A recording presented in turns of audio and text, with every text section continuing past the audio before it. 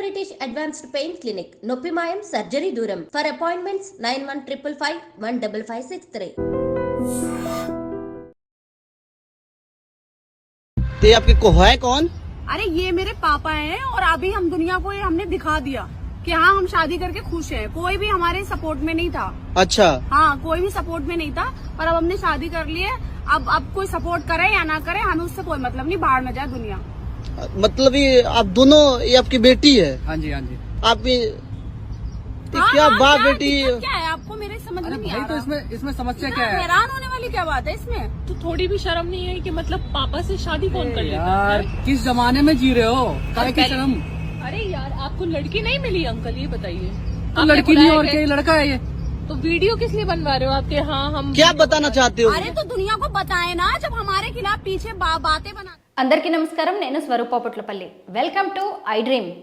అతనికి 50 ఏళ్ళు, ఆమెకు 24 ఏళ్ళు. అవును, వారిద్దరూ ఇష్టపడ్డారు, పెళ్లి కూడా చేసుకున్నారు. ఇంతకీ వాళ్ళిద్దరి మధ్య ఉన్న బంధం అలాగే వరుసలేంటో తెలుసా?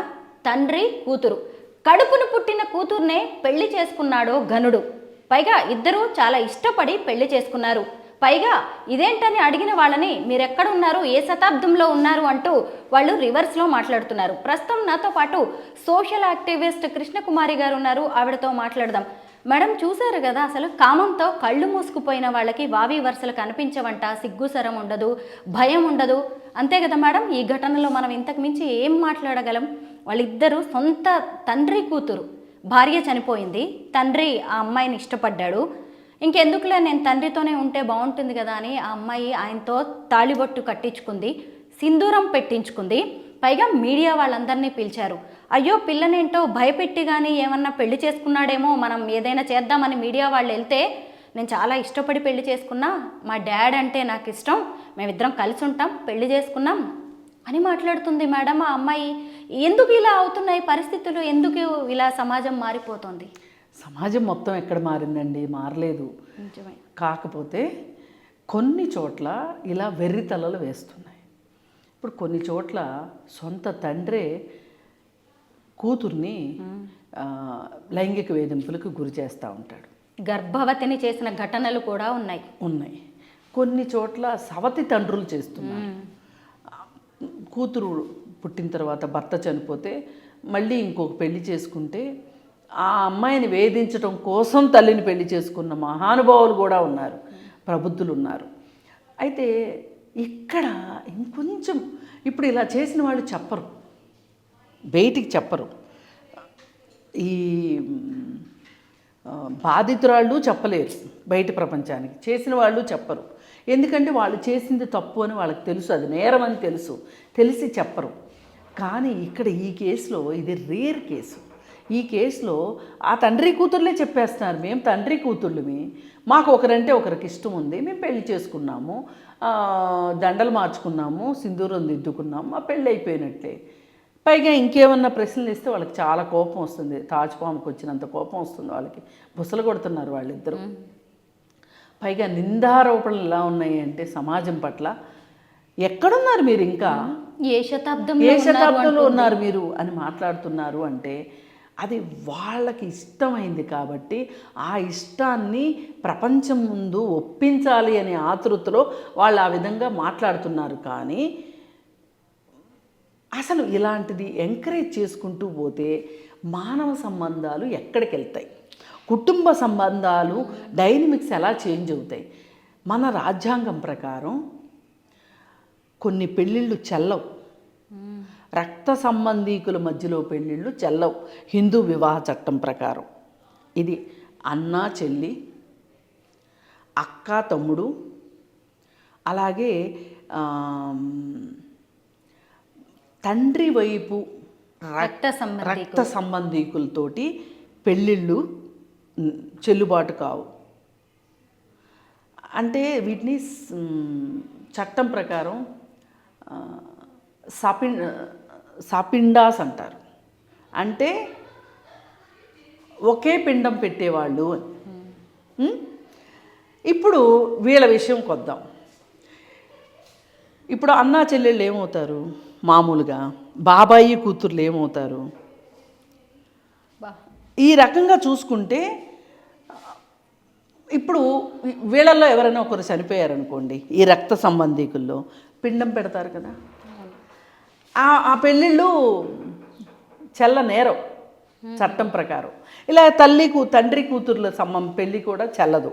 అందుకని ఇమ్మీడియట్గా ఎవరైనా సరే మన భారత సంస్కృతి అని గుండెలు బాదుకునే వాళ్ళు కొంతమంది ఉన్నారు కదా, క్రిస్టియన్స్ని ముస్లిమ్స్ని ఎగతాళి చేసే మహానుభావులు కొంతమంది ఉన్నారు. వాళ్ళు తెల్లారు లేసింది మొదలు ఆళ్ళ మతంలో ఏం జరుగుతుందో చూసుకోకుండా పక్క మతాల మీద వేళ్ళెట్టి చూపించే మహానుభావులు సంఘ సంస్కర్తలు ఈరోజు చాలామంది చలామణి అవుతున్నారు. ఇప్పుడు సింధూరం పెట్టాడు అంటే అర్థం ఏంటి అంటే పెళ్ళైపోయినట్లు లెక్క. తాలిబొట్టు కూడా నల్లపూసలు కూడా నల్లపూసలు వేసుకున్నాను, మీ బంధానికి విలువ ఏంటి అంటే తప్పే ఉంది, మా నాన్న మా డాడీ సింధూరం దిద్దాడు, నల్లపూసలు వేసుకున్నాను, అది మాత్రమే పెళ్ళిగా పరిగణించి దీనికి ఒక సామాజిక హోదాని గనక కల్పిస్తే గనక అసలు హిందూ వివాహ వ్యవస్థ ఎక్కడికి పోతుంది, హిందూ సంస్కృతి ఎక్కడికి పోతుంది, మీరు చెప్పే సోకాళ్ళ సంస్కృతి ఏమైపోతుంది? మీరు పొద్దున్న లేస్తే గుండెలు బాదుకుంటారు కదా, మీ సంస్కృతి ఏమైపోతుంది, మీ సంస్కారాలు ఏమైపోతున్నాయి? మరి దీని గురించి ఎవరు మాట్లాడట్లేదు. పెళ్లితో ఆగిపోతుందా మేడం? ఆ తర్వాత వాళ్ళు సంసారం చేస్తారనే ఆలోచన కూడా ఎంత భయంకరంగా ఉంది. అది ఇప్పుడు మేము మా ఇద్దరికి ఇష్టమైంది మా ఇష్టం అంటున్నారు, రేపు పొద్దున వాళ్ళకి పిల్లలు పుడితే వాళ్ళ వరస ఏంటి చెప్పండి? నాకు ఇదంతా చూస్తుంటే నాకు దాసనారాయణరావు గారు తీసిన సినిమా వసేరాములమ్మ సినిమాలో ఒక సీన్ గుర్తొస్తుంది. విజయశాంతి అడుగుతుంది, నువ్వెందుకు అతనితో ఉండనంటున్నావు అంటే, వాడి తండ్రి నన్ను అనుభవిస్తే నాకు కొడుకు పుట్టాడు, వీడిని నేను పెళ్లి చేసుకుంటే వాడు నాకేం కావాలి, నేను వాడికేం కావాలి, నా బిడ్డకి వాడేం కావాలి, వాడికి నా బిడ్డ ఏం కావాలి అని అడుగుతుంది. ఇప్పుడు చెప్పండిరా నేను వెళ్ళనా అతనితోటి, మీ తలలు ఎక్కడ పెట్టుకుంటారు, మొలల్లో పెట్టుకుంటారా అని అడుగుతుంది. చూస్తే నాకు ఇదే గుర్తొస్తుంది, అంత ఆవేశం కూడా వస్తుంది. పైగా మీరు కులాంతర వివాహం చేసుకుంటే ఒప్పుకోరు, మతాంతర వివాహం చేసుకుంటే ఒప్పుకోరు, ఏమేమో మాట్లాడతారు. మరి ఇప్పుడు ఈ పెళ్ళి ఎలా మీరు ఒప్పుకుంటారు? ఎవరు మాట్లాడరు ఏంటి అసలు? ఎవరి దగ్గర అసలు ఇది నన్ను అడిగితే సుమూటాగా తీసుకోవాల్సిన కేసు. అవును మేడం. ఒకరికి గట్టిగా బుద్ధి చెప్తే కానీ సమాజానికి బుద్ధి రాని విషయం ఇది. ఇప్పుడు ఇట్లాంటి వాళ్ళు ఇంకొందరు తయారయ్యారనుకోండి, ఇది ఇప్పుడు ఏదైనా ఒకదాంతోనే మొదలవుతుంది. ఒకళ్ళు చేసినప్పుడు ఒప్పుకుంటే సమాజ ఆమోదం పొందితే ఇంకో ఇద్దరు చేస్తారు, ఆ ఇద్దరికి ఆమోదం దొరికితే ఇంకో నలుగురు చేస్తారు. ఇది ఒక దురాచారమై కూర్చుంటుంది రేపు పొద్దున. ఏం చేస్తున్నారు హిందూ సనాతనవాదులందరూ? దీన్ని ఒప్పుకుంటారా? ఒప్పుకుంటే ఏంటి దీని పరిస్థితి? పరాయి మతాల గురించి మాట్లాడతాము. మరి మన మతంలో జరుగుతుందని మనం మాట్లాడుకోవద్దా? మన మతాన్ని మనం రక్షించుకోవద్దా? ఖండించాలి. వీళ్ళు ఖండించలేదు, ఇంతవరకు ఖండన రాలేదు దాని గురించి. ఇప్పుడు వీళ్ళని చూసి ఇంకొకళ్ళు చూసి ఇంకొకళ్ళు చేస్తారు.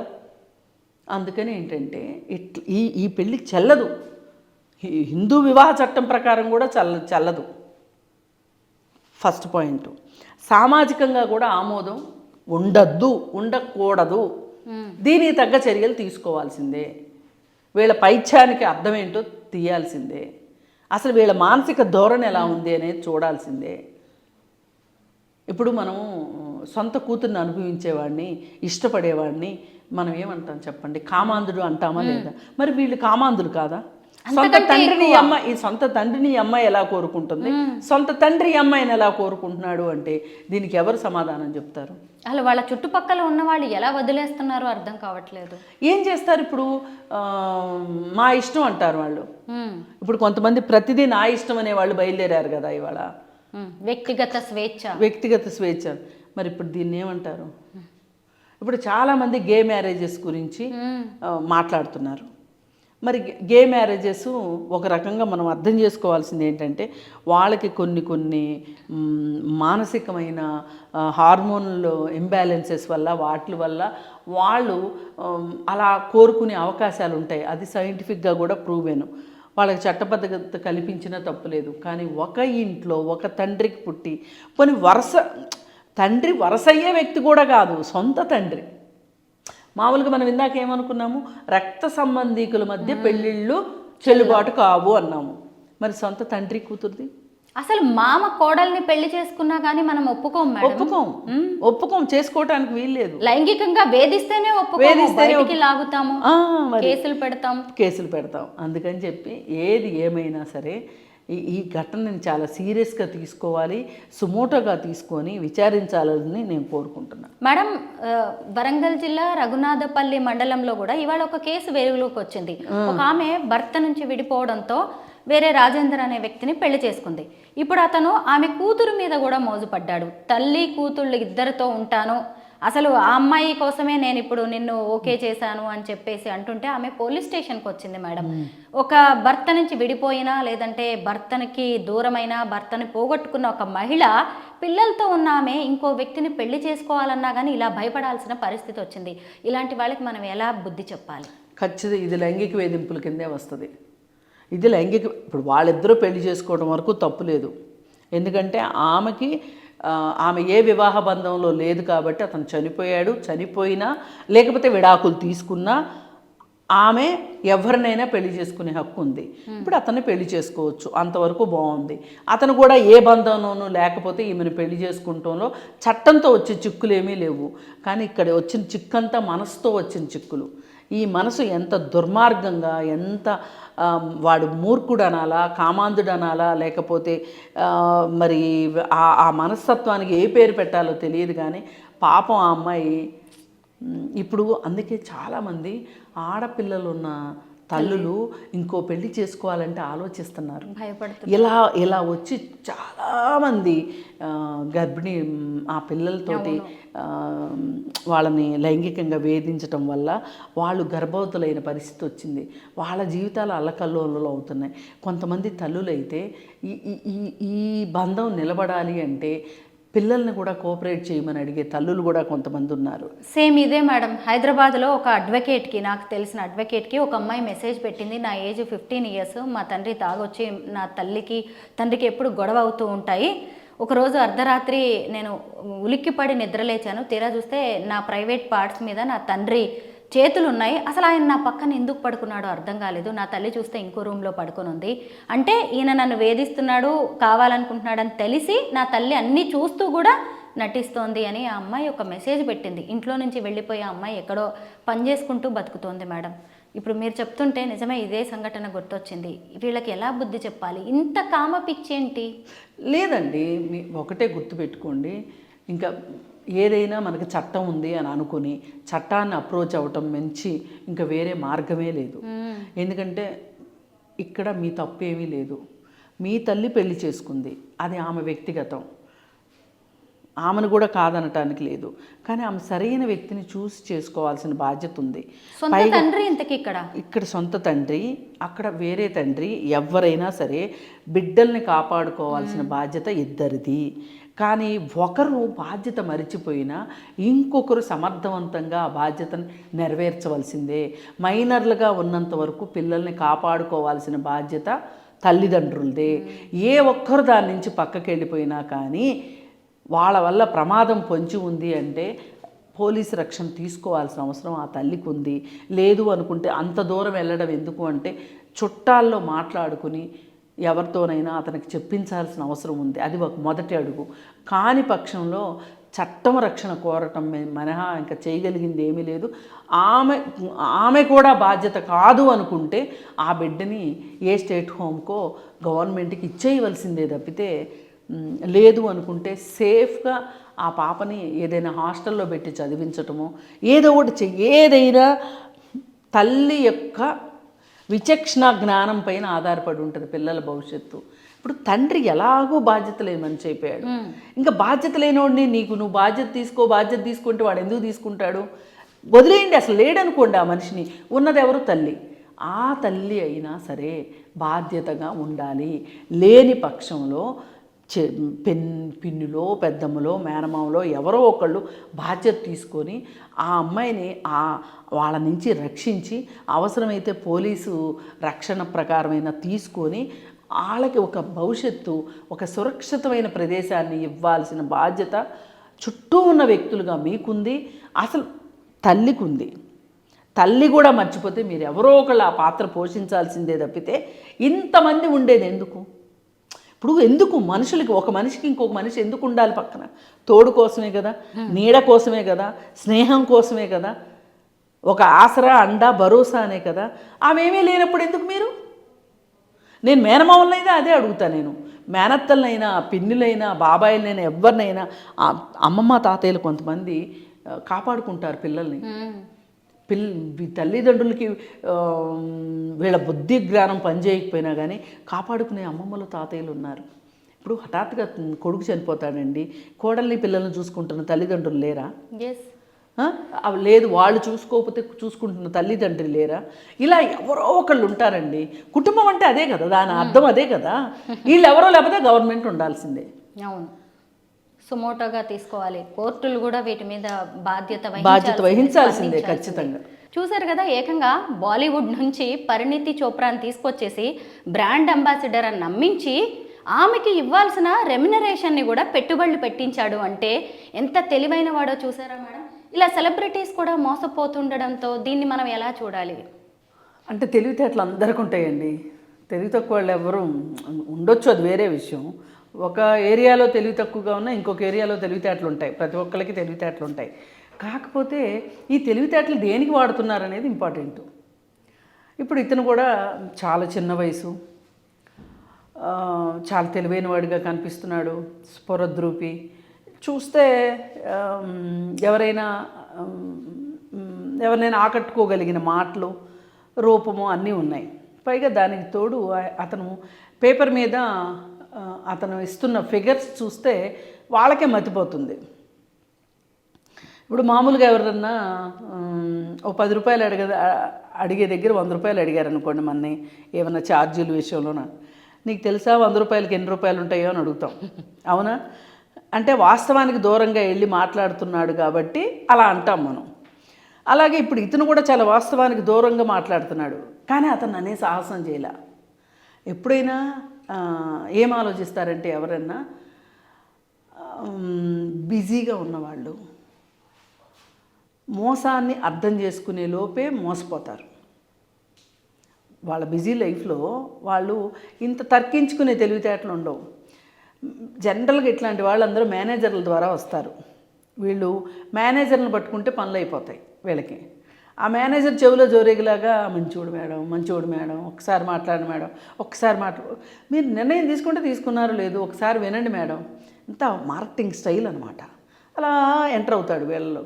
ఒకళ్ళ దగ్గర ఎంటర్ అయిన తర్వాత ఇక అతనికి ఎంట్రన్స్ చాలా ఈజీ అయిపోతుంది. ఒక అబద్ధం ఆడిన తర్వాత ఇంకో అబద్ధం ఆడటం చాలా ఈజీ. ఒక్క అబద్ధం ఆడేలోపే ఉంటుంది ఆ భయము, బెరుకు అవన్నీ పోతాయి. పోయి ఆరితేరిపోతారనమాట. ఇక అట్లా ఒకళ్ళ తర్వాత ఒకళ్ళు అతను ఒక ఆనందాన్ని అనుభవిస్తున్నాడు ఈ విషయంలో.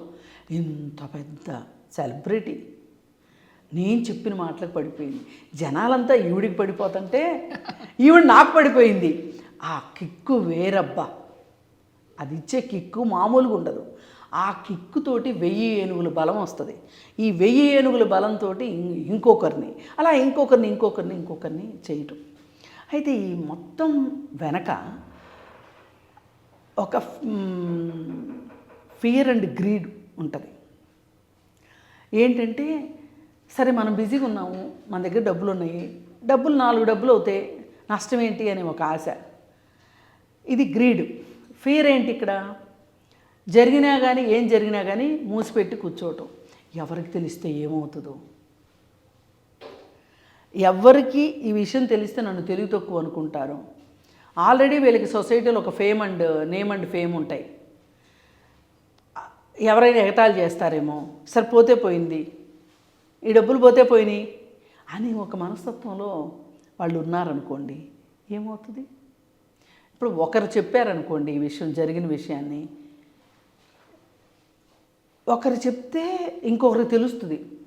ఆ ఒక్కరే చెప్పకుండా ఊరుకుంటే ఎలా బయటకు వస్తుంది? అసలు ఈ విషయం బయటికి రాదు. ఇప్పుడు వీళ్ళందరికీ ఎంతో కొంత అనుమానాలు వచ్చుండొచ్చు ఏదో ఒక దశలో అతని గురించి, ఏది కొంచెం దిగిన తర్వాత. కానీ ఆ దిగిన కాలుని బయటికి తీసుకోవాలి అంటే దానికి కొంత సమయం వెచ్చించాలి. వాళ్ళ దగ్గర అంత టైం ఉండదు. పోతే పోయినాయి అనుకుంటారు. వాళ్ళకి కావాల్సింది అదే. ఇట్లాంటి వాళ్ళనే మోసం చేస్తారు వాళ్ళు పని కట్టుకుని. ఎందుకంటే వాళ్ళకి డబ్బు కన్నా సమయం చాలా ఇంపార్టెంట్. ఎక్కడంటే అక్కడికి వాళ్ళు వెళ్ళలేరు. మహా అయితే ఇలాంటి ఎదవను పరిచయం చేసేవాని మేనేజర్ 4 తిట్లు తిడతారు, అయిపోద్ది అంతటితో. వీడినైతే రప్పించుకోలేరు. మళ్ళీ వీడు ఉన్న దగ్గరికి వీళ్ళు వెళ్ళరు, వెళ్ళేంత అవసరంలో వీళ్ళు ఉండరు. ఇప్పుడు కొంతమంది డబ్బులు అప్పులు ఇచ్చి వసూలు చేసుకుంటారు. ఎలా అంటే అర్ధరాత్రి కూడా ఇంటికి వచ్చేస్తారు, తెల్లవారుజామున పాలోడి కంటే ముందు వచ్చేస్తారు ఇంటికి. అలా అయితేనే దొరుకుతారు మనుషులు. అది వసూలు చేసుకునే పద్ధతి. కానీ వీళ్ళకి అంత తీరిక ఎక్కడిదే? అసలు ముందు మోసపోయామని తెలిసిందో లేదో మేడం ఇంతవరకు కూడా. ఎందుకంటే ఇంతవరకు వాళ్ళు బయటకు వచ్చి ఒక స్టేట్మెంట్ కానీ కంప్లైంట్ ఇవ్వడం కానీ ఇలాంటివి చెయ్యట్లేదు. ఒకవేళ తెలిసినా కానీ నవ్వుల పాలవుతామేమో, పరువు పోతుందేమోనని సెలబ్రిటీస్ ఇంకా ఎక్కువ ఆలోచిస్తారు. పైగా ఈ సెలబ్రిటీస్ దగ్గరికి ఏం చేస్తారంటే ఒకళ్ళు ఒప్పుకున్నారని ఇంకొకళ్ళకి చెప్తారు. ఆమె ఒప్పుకుంది అంటే ఎంతో కొంత వాస్తవం అయ్యి ఉంటుందిలే, అందుకే ఆమె ఒప్పుకుంది, సరే నేను ఒప్పుకుందాం అనుకుంటారు. ఈ మార్కెటింగ్లో కూడా స్టైల్ అదే. ఇప్పుడు ఈ ప్లాట్లు అమ్మే వాళ్ళు ఎలా ఉంటారంటే, నాకు కూడా తెలుసు అనుభవమే. ఇప్పుడు వాళ్ళు తీసుకున్నారు, వాళ్ళకి తెలిసిన గ్రూపులో ఒకళ్ళు తీసుకున్నారు అని చెప్తారు. వాళ్ళిద్దరు మాట్లాడుకోరులేని వీళ్ళు అనుకుంటారు. మాట్లాడుకుంటేనే కదా బండారం బయటపడేది. మాట్లాడుకున్నంతసేపు ఏంటి వాళ్ళు తీసుకున్నారు అంటే మనం కూడా తీసుకుందాం అనుకుంటారు. ఇట్లా నడుస్తూ ఉంటాయి అన్నమాట ఇవి. ఇలా ఇతను కాకపోతే ఒక criminal attitude, anti personality trades ఉన్నవాళ్ళు మాత్రమే ఇట్లా చేయగలరు.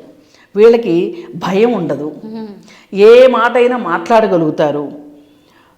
అలాగే ఏదైనా వాళ్ళకి లక్ష్యం మీద ఉన్న ధ్యాస మార్గం మీద ఉండదు. ఒకటి నిర్ణయించుకుంటారు, ఇవాళ సాయంత్రం లోపు నేను ₹1,00,00,000 సంపాదించాలి అనుకుంటాను. ఎట్లా సంపాదిస్తాను అనేది అనవసరం వాళ్ళకి. ఈ ఈ దారి ఈ ప్రయాణంతో సంబంధం లేదు, గమ్యం మాత్రమే కావాలనుకుంటారు. అలా అనుకున్నప్పుడు వాళ్ళు ఏం చేస్తారు? ఏమైనా చేస్తారు. తిమ్మిని బమ్మిని చేస్తారు, భూమి ఆకాశం ఏకం చేస్తారు, అబద్ధాలు చెప్తారు, అవసరమైతే ఎవరైనా చంపుతారు, ఎవరిదన్నా లాక్కొచ్చుకుంటారు. వేదం సినిమా చూశారు కదా మీరు, దానిలో మనోజు ఒక షోకి గర్ల్ ఫ్రెండ్ని తీసుకెళ్ళాలనుకుంటాడు. టికెట్ డబ్బులు కావాలి, ఎంట్రీ ఫీజు. ఆ డబ్బుల కోసం ఎవరి దగ్గర తీసుకుంటాడు? కిడ్నీ ఆపరేషన్ చేయించుకుని కిడ్నీ అమ్ముకున్న అతని దగ్గర నుంచి డబ్బులు తీసుకెళ్తాడు. ఇది ఇతనికి అర్థమైనప్పుడు చాలా చెల్లించిపోతాడు, వెళ్ళి వాళ్ళ డబ్బులు వాళ్ళకి ఇస్తాడు. అలా ఎంతమంది ఉంటారు చెప్పండి? అలా ఎంతమంది ఉంటారు? ఆ సినిమాలో కాబట్టి ఒక మంచిగా నడవమని చెప్పారు కాబట్టి, అంటే ఒక మెసేజ్ ఓరియంటెడ్ పిక్చర్ కాబట్టి అలా చూపించారు. కానీ నిజ జీవితంలో మెసేజ్లతో ఎవరికి కావాలండి? మనం అనుకున్నది అయిందా లేదా అదే కావాలి. ఇతనికి ఆ సినిమాలో ఆ క్యారెక్టర్కి ఏమి చేసే వరకు, చెడు పని చేసే వరకు ఏమీ తేడా లేదు. కానీ పరివర్తన విషయంకి వచ్చేసరికి, ఆలోచన విషయంకి వచ్చేసరికి అతను సినిమా కాబట్టి అలా ప్రవర్తించాడు, ఇతను నిజ జీవితం కాబట్టి ఇలా ప్రవర్తించాడు. మేడం మళ్ళీ మీరు ఇక్కడ ఇంకొక విషయాన్ని గమనించాలి. ఇక్కడ ఇతని చేతుల్లో మోసపోయింది, ఇతను టార్గెట్ చేసింది కూడా సెలబ్రిటీ విమెన్నే. సమంత, తర్వాత కీర్తి సురేష్, డిజైనర్ శిల్పారెడ్డి, ఇక్కడ చూస్తే పరిణీతి చోప్రా, ఆ తర్వాత శ్రీజారెడ్డి. వీళ్ళందరూ కూడా విమెన్ విపరీతంగా బిజీగా ఉండేవాళ్ళు, తమ వెనక ఏం జరుగుతుందో కూడా తెలుసుకోలేని వాళ్ళు. సో వీళ్ళనే టార్గెట్ చేశారు, ఎందుకంటే వాళ్ళ బిజీ లైఫ్ను కూడా ఇతను మంచిగా స్టడీ చేశాడు. అయితే ఇలాంటివి చాలా జరుగుతూనే ఉండొచ్చు ఇండస్ట్రీలో. మన దాకా వైట్ కాలర్ నేరాలు బోలెడు జరుగుతాయి. పైగా వీళ్ళకి జైళ్ళల్లో కూడా రాజభోగాలు ఉంటాయి, డబ్బులు ఉంటాయి కదా. శిల్పారెడ్డి బయటకు వచ్చి మాట్లాడింది, ఎవరో మాట్లాడలే. బయటకు వచ్చి శిల్పారెడ్డి మాత్రమే మాట్లాడింది, ఒక ఇంటర్వ్యూ ఇచ్చింది.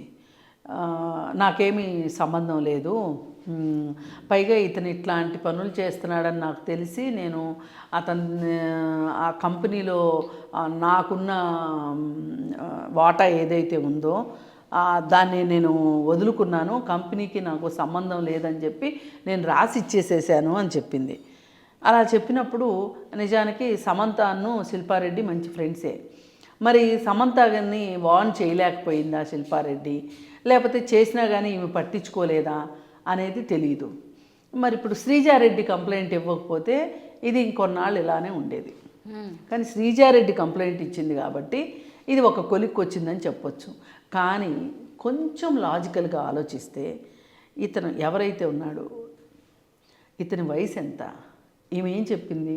అతని వయసు 22 సంవత్సరాలు అని చెప్పింది శిల్పారెడ్డి. నేను 5-6 ఏళ్ళ నుంచి బిజినెస్లు చేస్తున్నానని చెప్పాడు అని చెప్తుంది. అసలు 15-16 సంవత్సరాలకు బిజినెస్లు ఎట్లా చేస్తారు? కొంచెమన్నా మనం ఆలోచించాలి కదా. అది ఒక పాయింట్. ఆ తర్వాత అతని క్రెడిట్ హిస్టరీ ఏంటి? అతను ఇంతకుముందు చేసిన వ్యాపారాలు ఎలా చేశాడు, ఎవరితో చేశారు? ఇప్పుడు మనం మన ఇంట్లో ఒక డ్రైవర్ని అపాయింట్ చేసుకోవాలంటే నువ్వు ఇంతకుముందు ఎవరి దగ్గర పనిచేసావు అని అడుగుతాం. వాళ్ళకు ఒక ఫోన్ చేసి అడుగుతాం, ఎందుకు మీ దగ్గర మానేశాడు అని. అవునా కాదా?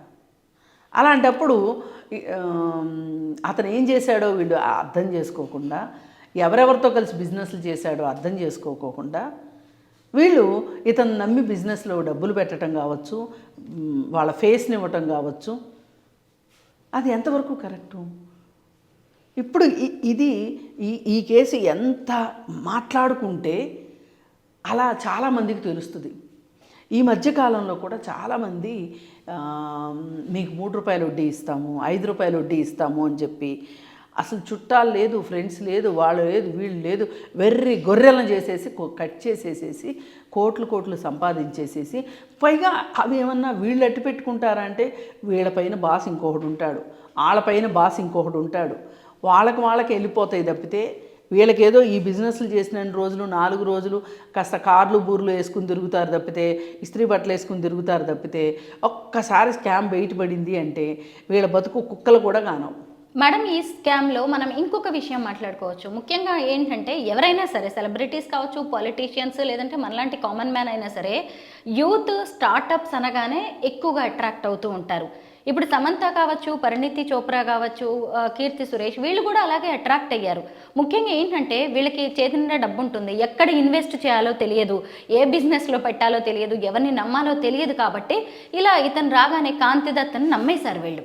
అంటే ఇప్పుడు మహిళ మీరు సంపాదిస్తారు. ఇప్పుడు ఇంత చిన్న పిల్లాడు, ఇప్పుడు సమంత డబ్బులు సంపాదించిందంటే సినిమాలో యాక్ట్ చేసి డబ్బులు సంపాదించింది. ఇప్పుడు మీకు నెల జీతం వస్తుందంటే మీరు ఇక్కడ పని చేస్తుంటే జీతం వస్తుంది కానీ లేతే లేదు. ఇట్లా ప్రతి వాళ్ళకి వాళ్ళు చేసే పనులను బట్టి వాళ్ళకి డబ్బులు వచ్చే అవకాశం ఉంటుంది. ఈ కాంతి దత్ అనే పిల్లవాడు 22 ఏళ్ల పిల్లాడు ఎలా సంపాదిస్తున్నాడు, ఇతని వెనకున్న వ్యాపార సామ్రాజ్యం ఏంటి, ఇతను ఎవరి తాలూకు మనిషి అనేదైనా సరే కొంచెం అంటే కొంచెమైనా కోట్లు పెట్టేటప్పుడు ఆలోచించాలి కదా. ముఖ్యంగా ఇప్పుడు వీళ్ళనే చూసుకొని మనలాంటి వాళ్ళని కూడా జాగ్రత్త పడాలి మేడం. ఎందుకంటే కామన్ విమెన్ కావచ్చు, గృహిణులు చాలా ఎక్కడంటే అక్కడ పాపం నమ్మి ఇన్వెస్ట్ చేస్తూ ఉంటారు. నేను ఇందా చెప్పింది అదే. ఇప్పుడు ఇట్లా కోట్లు దండుకొని ఇంకెవరికో ఇస్తారు. కానీ వీళ్ళు ఈ చుట్టాల మధ్యలో పరువు పోగొట్టుకొని తలెత్తుకోలేక ఒక మధ్యతరగతి మొహమాటం ఒకటి ఉంటుంది. దాన్ని వాళ్ళు ఏం చేసుకోవాలో అర్థం కాదు. ఇప్పుడు ఇతను ఉన్నాడు, ఈ రాష్ట్రం కాకపోతే ఇంకో రాష్ట్రం వెళ్తాడు, లేదు అనుకుంటే ఇంకొక దేశం వెళ్ళి బిజినెస్లు చేస్తాడు. ఈ కేసులు ఇలా ఉన్నా సరే ఈ పాటికి దేశాలు దాటించుంటాడు డబ్బులు అతను తెలివితేటలకి. నాకు అర్థమైనంత వరకు అతను చాలా క్రిమినల్ మైండ్ ఉంది అతని దగ్గర. తెలివితేటలు కాదు, వీటిని తెలివితేటలు అందరూ. అసలు తెలివితేటలు అనే మాట వాడి తెలివితేటలకి మనం అపఖ్యాతిని మూటగట్టిన వాళ్ళం అవుతాం. మోసకారితనం, మోసకారి బుద్ధి, అంతే. మోసంతో తిమ్మిని బమ్మిని చేసి ఇప్పుడు తన దగ్గర లేని రూపాయిని ఉన్నట్లుగా భ్రమింపజేశాడు.